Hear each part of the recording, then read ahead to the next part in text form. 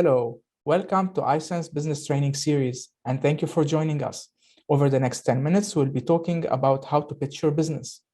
If you need more information about this topic, please visit the website of iSense Business Hub at www.nsbusinesshub.ca. So now we'll dive directly into the topic, and we're going to explain to you about the elevator pitch process. So as an entrepreneur, I am sure everybody is going to ask you, what are you doing? And the problem is, what are we going to answer? How are we going to answer? How are we going to make them excited about our business, excited about what we are doing? How do you want to make them make sure that they want to talk to you again? So in order to build a coherent speech or pitch, first of all, you need to identify your goals. You need to identify what you are trying to say, and especially if you have the chance to understand who is your audience. Once you have done this, you need to explain the problem which you are solving. We are very emotional human beings. You need to tell us what are the problems which you are trying to help your community with.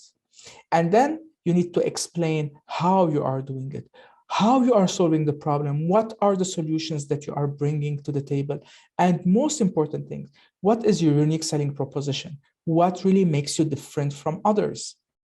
And now at the end, when you want to finish and end your elevator pitch, what is very important is to ask a question at the end. And it should be an open-ended question. Why it is important to be an open-ended question? Simply because you want to build engagement. You want to get an answer from the audience. You want to get into this kind of conversation. So try to avoid the yes or no answers. So I hope that by now we understood what is the process that is consisting of 4 different steps. First, you identify your goal. Second, you explain what problem you are solving. And then you explain how you are doing it and what is your methodology and what is your unique selling proposition. And finally, the 4th step is to ask an open-ended question so that you can build engagement with your audience. So now let's dissect this process of 4 steps and start with the first step, which is identifying your goals. In order to be able to identify your goals, you will need first and foremost to research your audience. You need to know to whom you are talking. By understanding your audience, this is how you start defining the objectives which you want to achieve during this elevator pitch meeting, session, or it could be a very impromptu, ad hoc, unscheduled meeting, but at least you have it in your mind. And of course, you need then to build your elevator pitch around these objectives. The second step is to explain what is the problem. What problem are you trying to solve? You need to go directly to the core of the issue. Don't try to put lots of words and build a speech that is going to take you several minutes to finish. Usually an elevator pitch should be somewhere between 30 seconds to a minute and a half. So you need to be very brief, very clear, very concise, and very direct. And of course, the most important thing is that you need to talk to the emotions, right? We are very emotional. I said it before, and I cannot stress enough on the emotional part. So you need to make sure that your audience are engaged, that your audience members are engaged, that they are feeling the pain. They are now trying to already anticipate how are you going to solve the problem. The third point is the problem solving. This is where you reveal your solution. This is the eureka moment.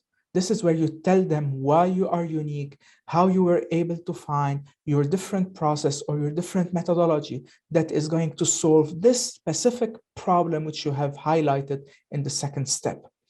So don't do a very rough laundry list of your features, of what you do and all this kind of stuff. You have enough time to discuss about that later when they engage with you. Don't talk about the features. You need to only talk about the benefits.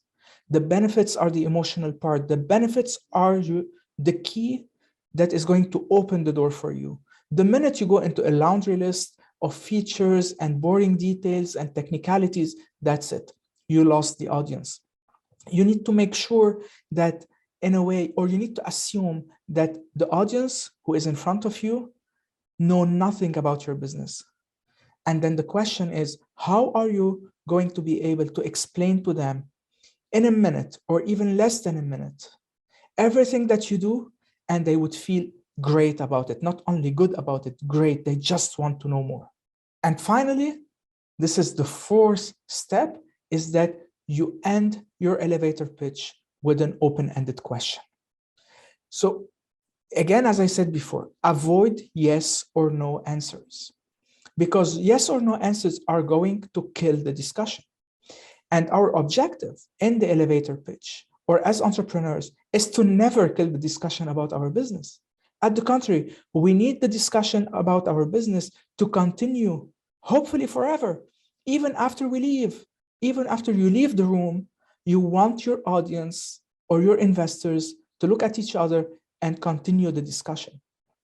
The successful recipe for a successful elevator pitch is that you build it and then you practice and you practice again and again and again until you start knowing your elevator pitch better than you know your own name. With this, I would have explained to you the 4 major steps of how to build your elevator pitch. First, you identify the goal. Second, you explain what problem you are